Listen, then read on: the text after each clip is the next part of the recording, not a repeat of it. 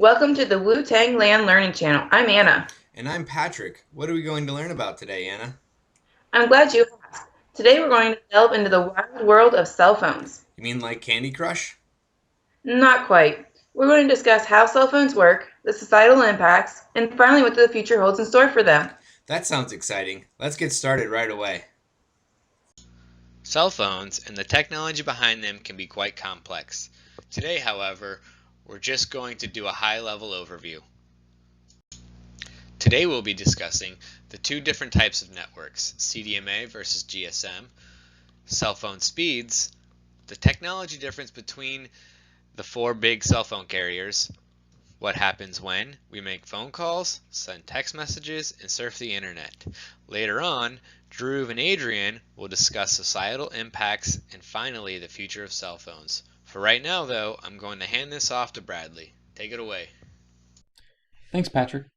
Cell phone carriers differ from each other in a number of ways, and often make it overly complicated while oversimplifying their network to just a numbered generation.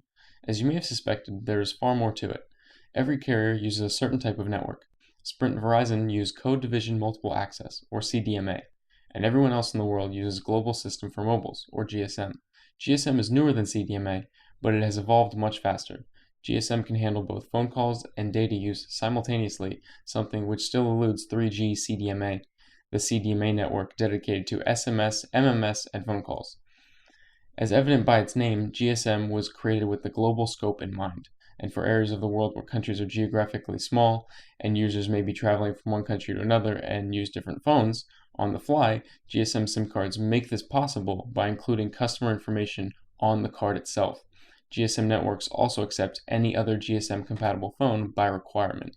GSM phones also generally work on CDMA providers' networks, although a CDMA phone from one service provider may not work with a different CDMA network. Despite the use of different network infrastructures, all providers advertise the same G or generation. 3G originally claimed to be the first mobile broadband, but could only deliver a minimum of 0.14 megabytes per second when it first arrived. Only by the end of its reign did 3G obtain an easy 1 to 2 megabytes per second, or about the equivalent of your favorite fast food chain's free Wi-Fi. When 4G came along, the International Telecommunications Union attempted to make a list of prerequisites for what constitutes as a 4G network. However, most carriers ignored them despite meeting the requirements for 3G back in 2003. As a result, 4G has become an ambiguous term defined more often by what is true when the data network is called 4G. In general, 4G and 4G LTE guarantees download speeds in upwards of 7 megabytes per second, although LTE has more bandwidth for equally high download and upload speeds. Bandwidth also carries over to highly populated areas, and LTE has succeeded in still being just as fast even during huge events, such as Steelers games where there are tens of thousands of LTE devices in use at the exact same time. Eventually, 4G will phase out all 3G operations, phone calls, and text messaging, or at least this is what Verizon and Sprint plan to do. Since many GSM networks use the same LTE frequencies as Verizon and Sprint, it's possible that LTE will be what phases out both CDMA and GSM altogether. At least that's the dream. And now, back to Patrick.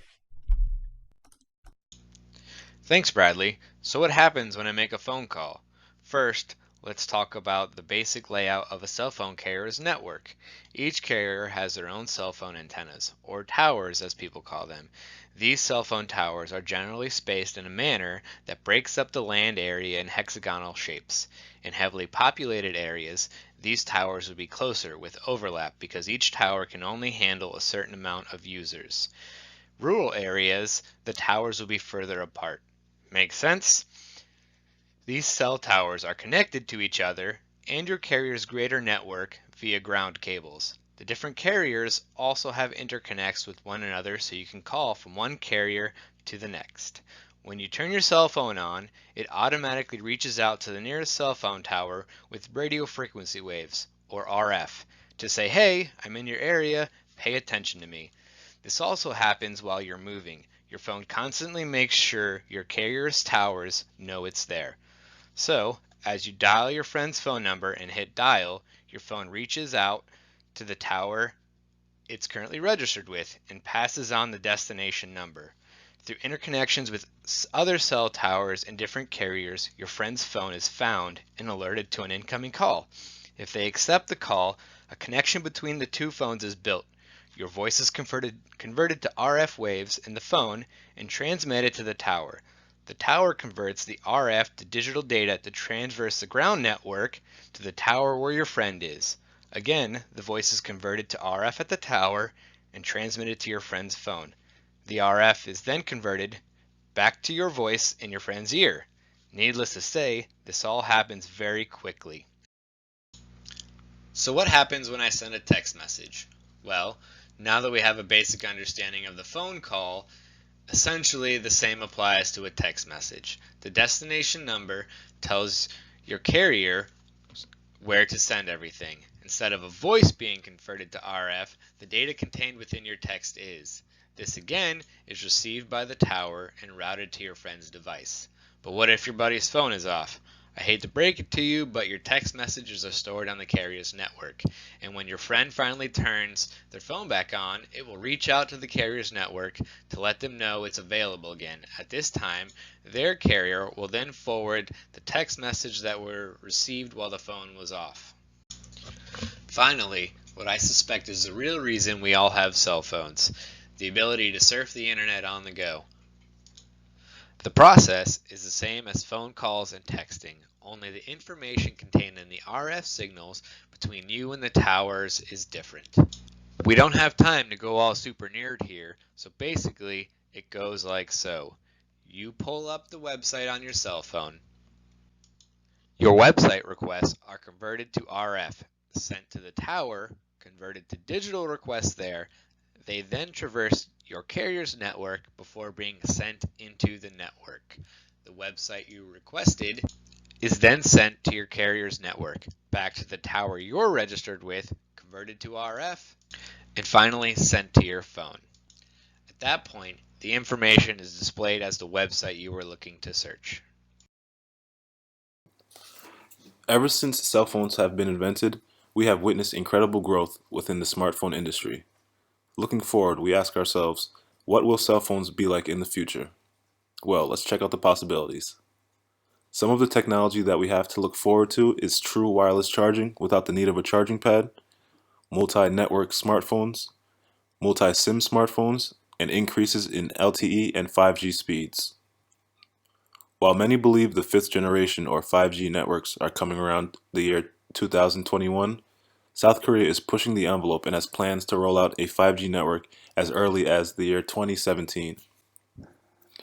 5G speed is defined as 20 gigabytes per second by the International Communication Union. At these speeds, you would be able to download an 800 megabyte movie file in under a second. Some advancements we have to look forward to in the not so near future are advancements in bioengineering, implanting circuitry to make a biopowered device, phones that monitor your blood and vital signs, and form-shifting devices, or phones that can change shape depending on the user's needs. So you see, it's really not all that difficult once you break it all down. Yeah, that's a lot easier than figuring out how to play Farmville. I didn't realize so many people use them for so many things either. And I can't wait for some of these new features to come out. It'll be like the Jetsons before you know it. Well, that's all the time we have today, folks. Thank you for tuning in to the Wu Tang Land Learning Channel.